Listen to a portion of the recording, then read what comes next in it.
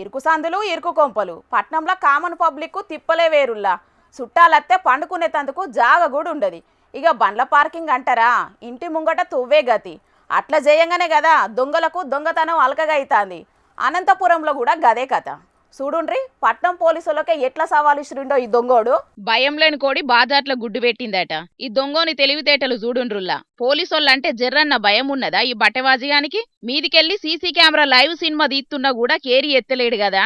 మళ్ళా ముఖానికి ముసుగ్గుడేసుకోలేదు చూడుండ్రి. పోలీసోళ్లకు సవాల్ ఇసురుతున్నాడా లేకుంటే దొంగతనం చేసుట్లా అనుభవం గిట్లా లేకున్నదా? చూస్తా అంటే లేత దొంగోడే ఉన్నట్టున్నాడు తమ్ముడు. తొలుత అట్టిగా నిల్చున్నట్టు వేసిండు. అటెంక ఎలుక కోసం పిల్లి కదా నాసు పెట్టినట్టు నాసు పెట్టిండు.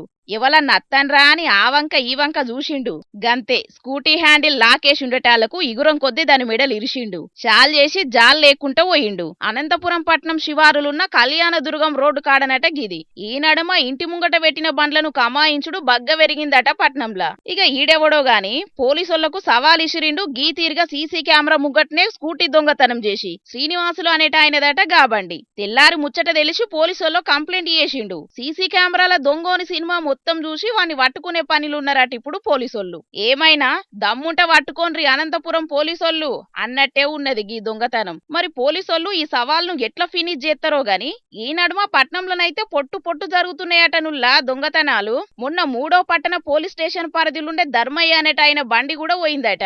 మరి ఇప్పుడు జరిగిన గీ దొంగతనం తోటైనా కాకీలు కనిపించని 4వ సింహాన్ని బయట పెడతారేమో చూడాలిగా.